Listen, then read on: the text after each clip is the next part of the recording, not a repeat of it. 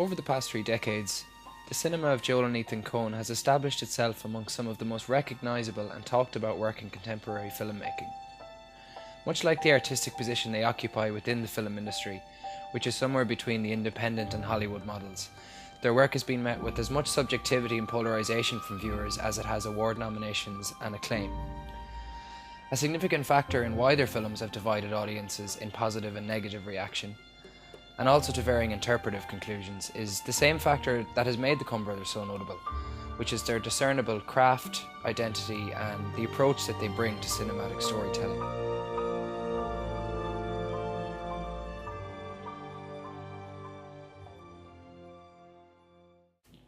Viewing any Coen's film or taking a look into the critical and public analysis of their work reveals many recurring characteristics that come together in creating a very particular narrative style. Inventive, authentic dialogue delivered by often larger-than-life characters. But I tell you, it is preposterous. This compulsive fornicator is taking my father for the proverbial ride. Expert use of timing and rhythm in both editing and their direction of actors. Cigarette? The importance of setting and location to a story. And a particular fondness for taking the idea of film genre, pulling it apart from its conventional narrative elements, usually by way of satire and subversion. Atta girl. Oh, Jesus Christ on a scooter, you here? Across the many stylistic and thematic shifts that they have presented throughout their repertoire, you can usually expect 2 prominent narrative devices. Characters who experience great misery both physically and mentally, and in contrast, zany, offbeat humour and black comedy. Larry, are you alright? Larry! Hey, come on now. Larry, there's no need... What's most intriguing though is that the Coens play these 2 things off one another almost constantly, and in a very idiosyncratic fashion.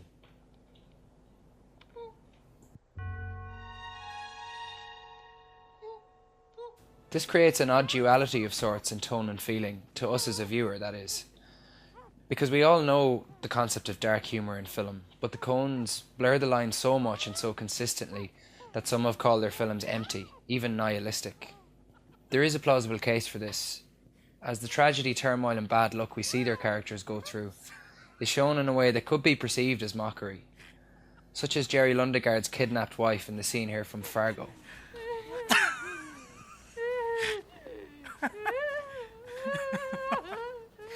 And yet, it is in this world of the Coen brothers, where a character's actions almost never justify the consequences, where a protagonist never overcomes the towering odds, where despicable people and deeds go unpunished while the good and the innocent are picked apart. It is here, amongst all of this, where the Coen's writing can work at its comedic best. Jesus, Tom. And perhaps the creators are inviting us to laugh at their characters. Tragedy and laughter are something we feel and experience at the most basic human level. Detractors of the Coens' work have implied that they do not know how to separate one from the other, thus leaving an emotional void of sorts in their films. However, the majority of their stories do not appear to exist in a world that accurately resembles reality. Rather, the films take place in a hyper-reality where the sense of dread, misfortune and failings of its inhabitants are overwhelming and intentionally far-fetched. So from this standpoint, their films cast the world in an absurdist or chaotic light, one where their characters have no control over. Sorry I fucked up your evening. Thank you for the moussaka. Perhaps all that's left to do is laugh. This is not our cat. What? It is these existential themes and bigger overarching ideas that seem to be at the heart of their films, rather than a traditional 3-act structure that focuses on a character's journey. Many times we see characters who don't learn anything new at the other end, who do not overcome adversity, or whose outcomes are left uncertain. Along the way, we laugh at the absurdity of their situation, which makes a lack of closure or change in tone all the more shocking and confrontational to a viewer when it does occur. The director leaves us in the same mind frame as their characters, disoriented and emotionally conflicted. I just don't understand it.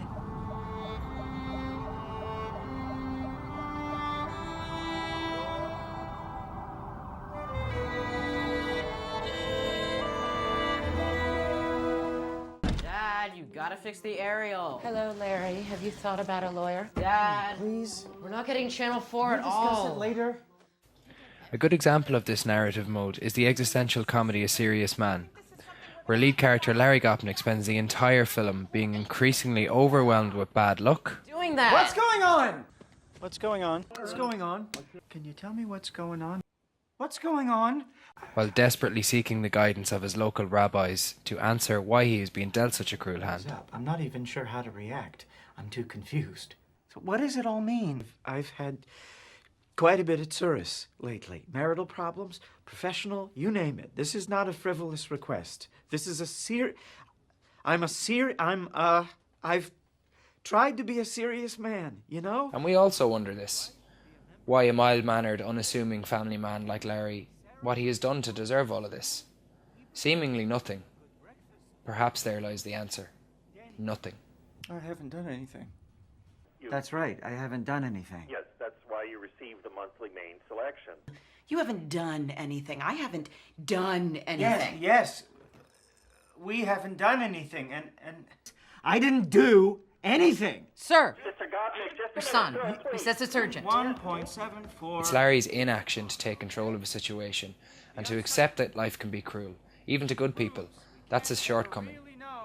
His desperation to gain all of life's answers from faith or from a higher power has distracted him from the simple truth.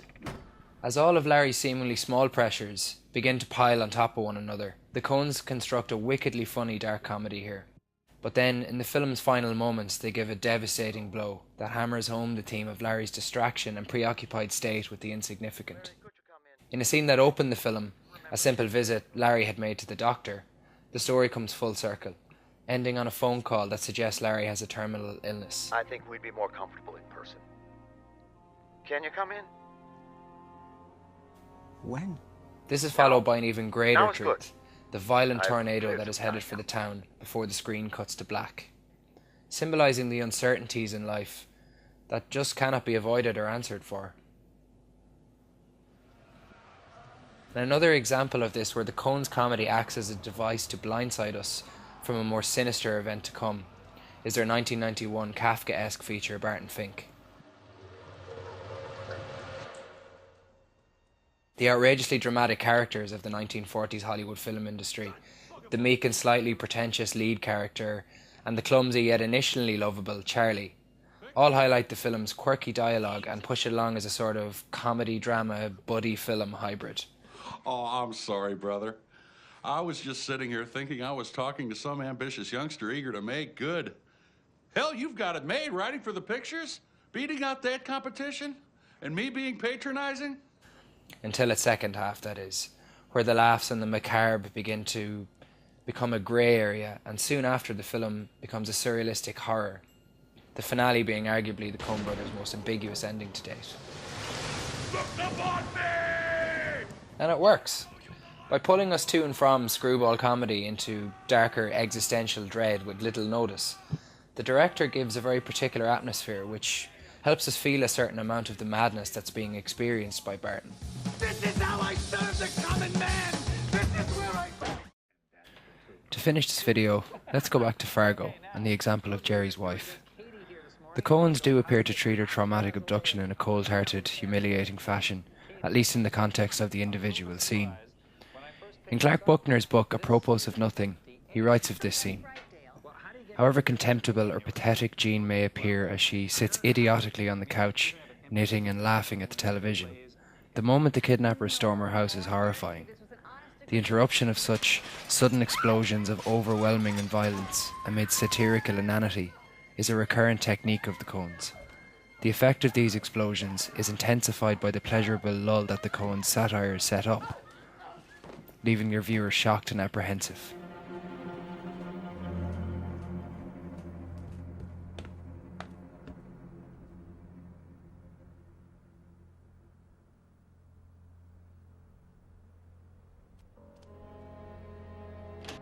So with all that being said, there is a vast amount of writings and analysis that exist in this particular feel that Joel and Ethan Coen inject into their work, and has many theories and interpretations.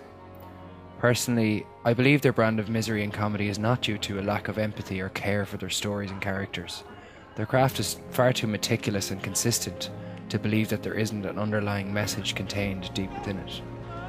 So if you find yourself strangely amused by something you shouldn't during the first viewing of a Coen film, that's likely what they intended. Oh, that's all right. I laugh myself sometimes. Ain't a whole lot else you can do.